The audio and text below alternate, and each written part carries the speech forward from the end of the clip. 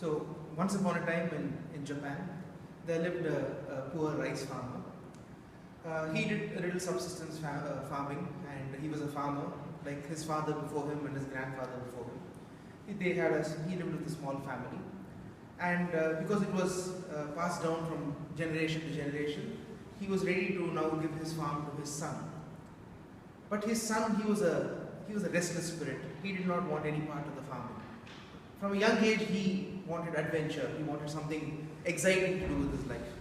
So he told his father that this is not for me. This farming is not for me. I want to go away and do something special. His father asked, "What are you going to do?"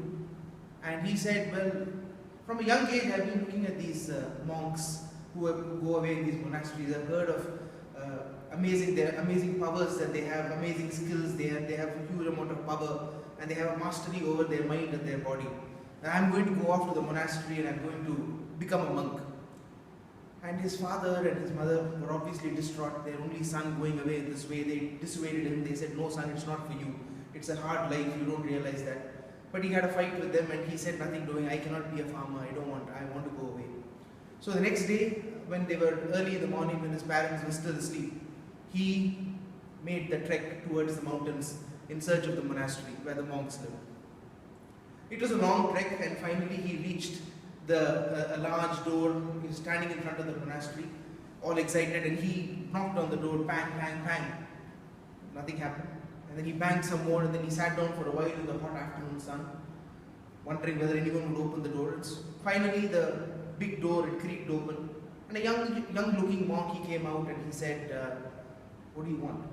He said, I've come from the village, I've come from far away, I want to learn, I want to become a monk like you." And he says, the young monk said, "No, we don't have any space for you." And he closed the door, and then he went in. This man, he was a very stubborn young man. He wouldn't take no for an answer. So he said, "Nothing doing. I'm going to plant myself here and make sure they open the door for me." So he's sat there. One day passed, 2 days passed, and finally on the third day, the door again opened, and the young monk, he came out and he said, "Okay, come in. The teacher wants to see you." So he went in, and after washing and having some food, he was summoned to see the teacher. He was very excited. He wanted to make an impression on the teacher. So he went into the room, and there was this older gentleman who was sitting in front of him, looking all serene and relaxed. So he went up to him and he said, "Teacher, please accept me as your student. Please, I want to become a student. I want to learn. I want to master my mind and my body. I want to learn all the skills of combat. I want to master the eightfold noble path of Buddhism and all that." Teacher said, okay, sit down. Why don't you have some tea first?" And he gave him a small cup, and he started pouring the tea inside. And he poured, and the student watched as the cup filled, and then it started overflowing, but still the teacher did not stop. He kept pouring the tea. Finally, the young man said, "Teacher, I think you should empty the cup before you pour any more tea inside." And the teacher said, "Yes, and so it is with knowledge. Before you are going to learn anything, you need to remove these preconceived notions about what all this is things that you want to learn. You need to remove that from your mind, and you will be ready to start." The student said, "Okay." And then, but he was still impatient. He said, "Teacher, I'm willing to put all my efforts. How long would it take for me to become a master?" He said, "It would take about 10 years. And he said, "10 years? But that is a lot of time. I'm willing to practice twice as hard as anybody else. I'm willing to put in twice the amount of effort. How long would it take?" The teacher said, "Oh, in that case, it might take you 20 years. And the student didn't understand it. It was all cryptic to him. So he went back.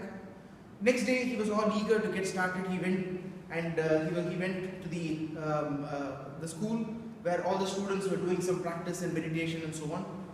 But he was given a couple of tasks, 2 tasks that he did not expect.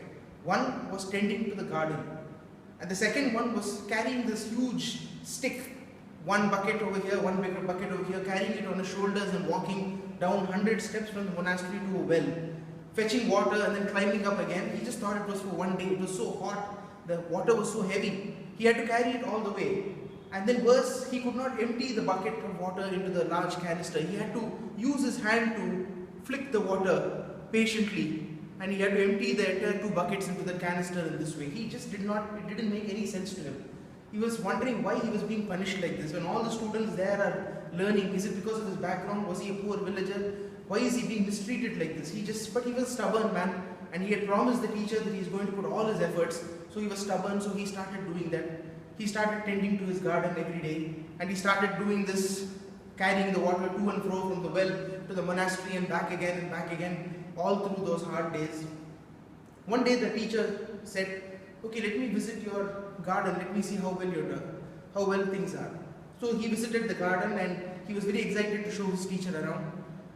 The teacher came and he looked at the young saplings that were growing. He had planted the seeds and now they were sprouting saplings, and he said, this is no garden, there are no flowers here. This is not a very good job. The young student looked at the teacher confused and he said, but teacher, these are not flowers, these are saplings.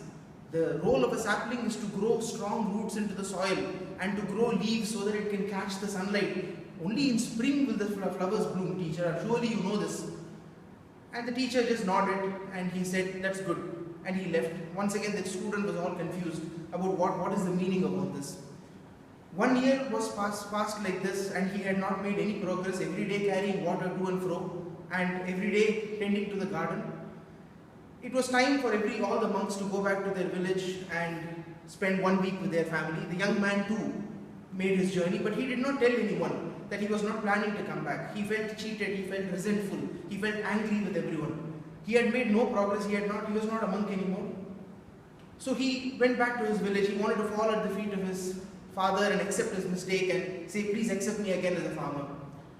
On his way, when he was coming to this village, word had got around in his village that he was coming back, and to his surprise there was a small welcoming party. You see, in that village no boy had ever become a monk before, so they were all quite excited and all the children wanted to see what great powers he had. So the village elders were there, his parents were also standing there looking all powerful, and as he saw all those smiling faces and as he saw all that welcome he got, the shame in his heart started growing more and more, and he was more and more worried. He had not become a monk, he had wasted 1 year of his life. How could he tell all these people this? And then the children started clapping, saying, demonstration, demonstration, please show us your skills. And he was so ashamed, he couldn't take it. He was standing there at the table, and when the village headman said, please show us some of your skills, he could not take it anymore. He put his hand and he said, just banged the table and he said, please leave me alone, I have learned nothing. And then he looked at the faces of the villagers and there was a stunned silence. He looked down and he saw what the other villagers had seen. The stone table in front of him was in 2 pieces. He had broken it into 2. Thank you.